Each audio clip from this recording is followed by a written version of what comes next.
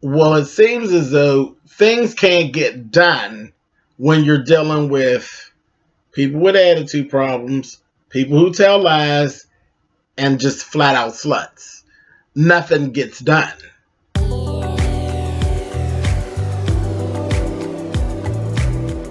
And I'm like, come on through, Cookie.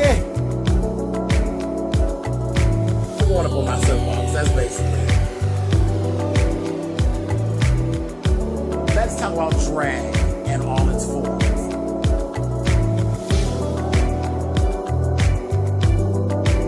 What,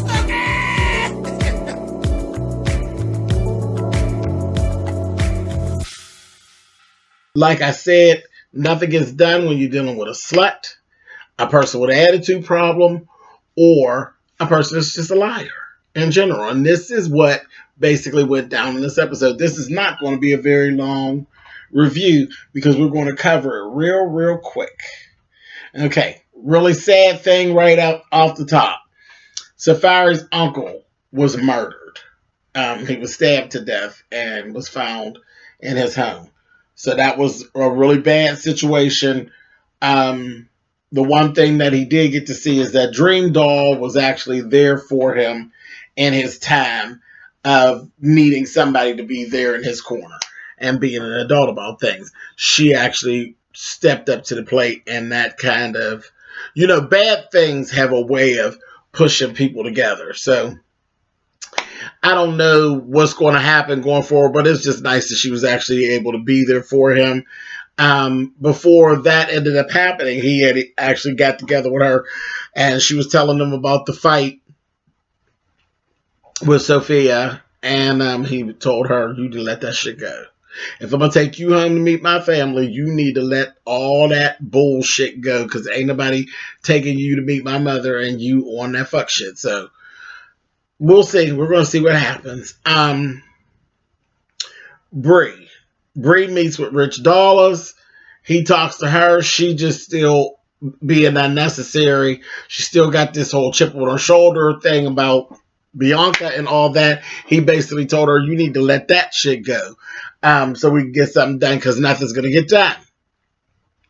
Navarro actually shows up. So she ends up meeting him. He's an entertainment lawyer, and he also has Anais is actually his client. So they kind of spoke about Anais, and Rich was over there gushing and blushing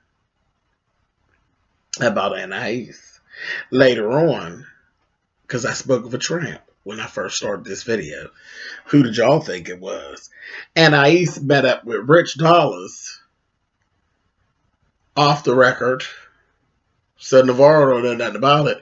She goes down and meets up with Rich, trying to get something going. I'm like, what is she doing?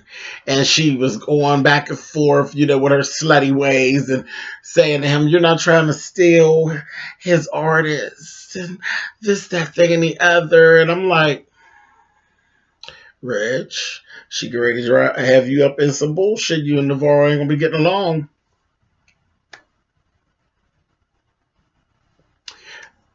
Whatever. They kept going back and forth, back and forth. She's going flirting. The next thing you know, Rich was taking her on upstairs, baby. He's going to put the little meat in her, honey, and she was all for it. They actually even covered the fact she has her wedding ring on. And Rich, you dirty smut lover, you're just like, don't even care. You going up there to stick her wedding ring and all. I guess you'll stick it in between into the ring too, if she lets you. So, this is stupid, and I'm not going to feel bad. I'm really not. I'm going to keep on reviewing. I'm not going to feel bad when the husband wants to kill you, Rich. I'm not going to feel bad, because you're going to be deserving of it. It ain't like you didn't know she was married. And Anais, when your husband run your ass over, I'm not going to feel bad for you either, because you're just out slut-butting all over the town. So that's a whole mess. That's a whole mess that I think that Navarro and Rich going to end up having some problems behind Anais. She seems like trouble to me. I don't know about anybody else, but that whore seems like trouble. She's a whore. She's troublesome. Speaking of a liar, Carl, you're another one. Tearing your damn marriage apart. You go take a lie detector test and you failed. You failed. And then you're going to get with Snoop and ask her And she tells you, you know, Mo loves you and you need to fix it. You need to fix shit and you need to fix it like yesterday. You know, because he basically lied. I don't even know why anybody would see. That's that right there. That's the shit right there that I can't deal with. That's that shit why I do not date to this day. You went through all of the trouble of doing a lie detector test and all of this when you knew that you had sent dick pics and all of this kind of carrying on. You knew you were unfaithful. So what was the purpose, Carl, of going through all of that?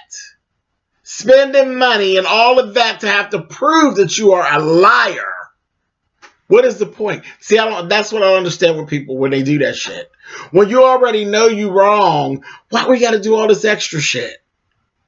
When you know you're wrong, just say you're wrong and let's move on. We ain't got to do all this extra shit, spend all this unnecessary money and go through all this old unnecessary shit.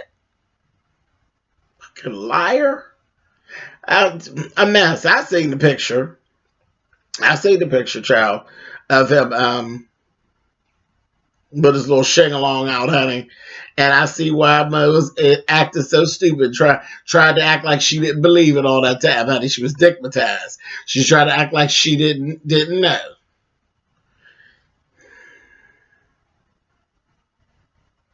Foolishness.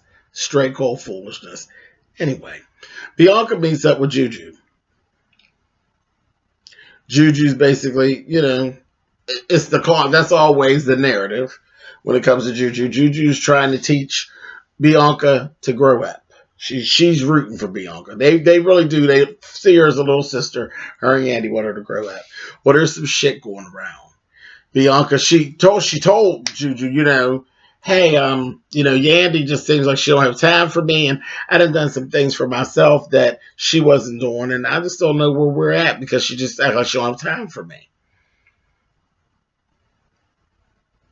Did look good for you because there was all this information going around about the fact that you were supposedly running around the town talking about Yandy. And of course, you do realize that Juju is a better friend of Yandy's than she is of yours. And you just sat there and talked about Yandy to Juju. So, will Juju believe that you was talking about her to somebody else? Probably so. But whatever. We get down to it. She said, you know what, the best thing to do, if there's a problem with Yandy, the best thing to do is you talk to Yandy directly. That's how you take care of that. Juju meets up with Yandy and Jonathan. Juju's telling Yandy, you know, they're talking back and forth, and she says, yeah, well, you know, Bianca's hearing in the streets that somebody is saying that she's saying things about you, and maybe you're upset about that.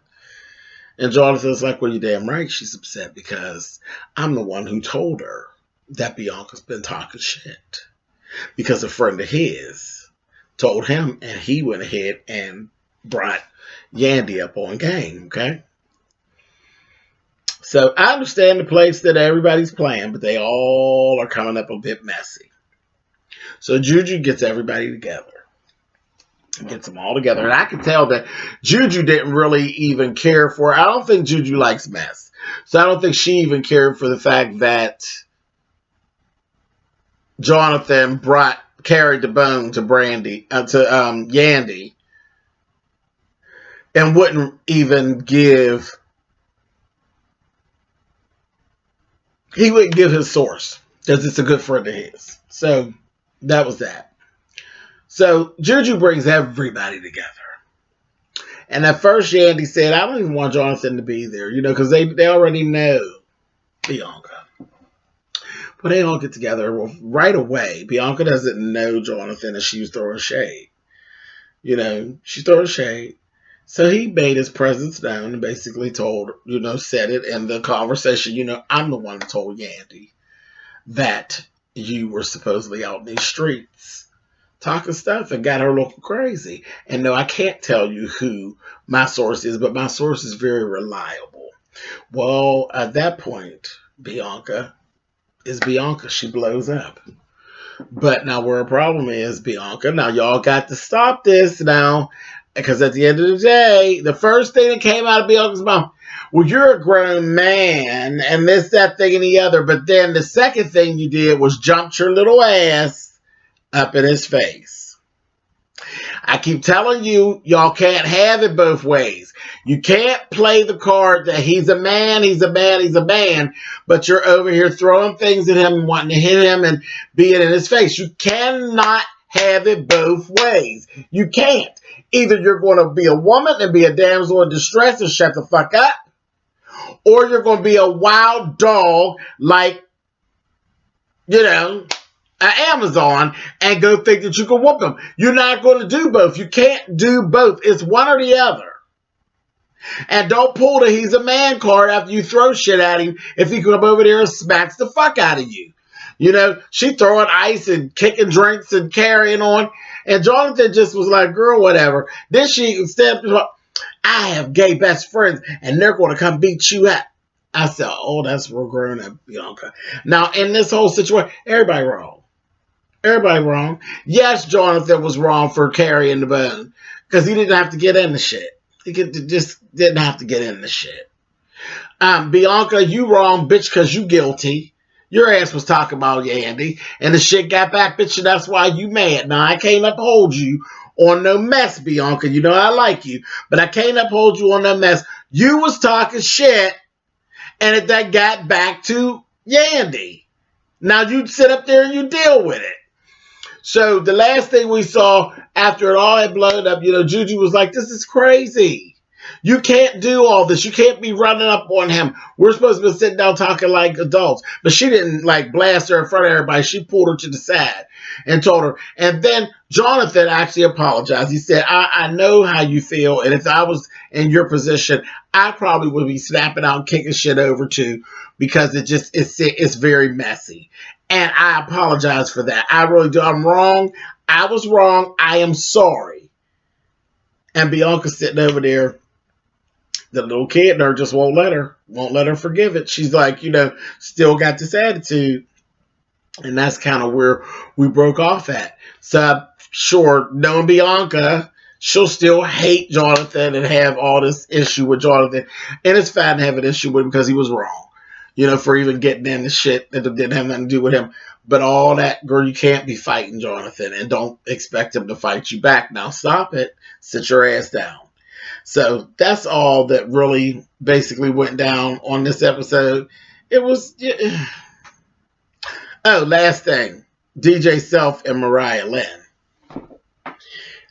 Mariah Lynn's flying off the handle with Self about the whole shit about Dream Doll because Mariah Lynn met with Bianca and Bianca told her, you know, about the fight with Sophia and her and Bree's situation and that Dream Doll basically threatened her behind the scenes and she was like, oh, fuck Dream Doll. And then she went and snapped out on DJ Self and he's like, what the fuck? What the fuck? He's like, why can't we just like be adults and get to the money? I just want to get to the money. All this other shit y'all talking about, I was like, oof, poor Self, honey. But and the one thing, y'all know I think DJ Self is cute. DJ Self, if you don't wipe that lip gloss off your lips, I'll smack the shit out of you. Lips just as greasy. I said, damn it. Anyway, but that was it. That's all that went down. And that's it. I'll talk to y'all next Monday. Later.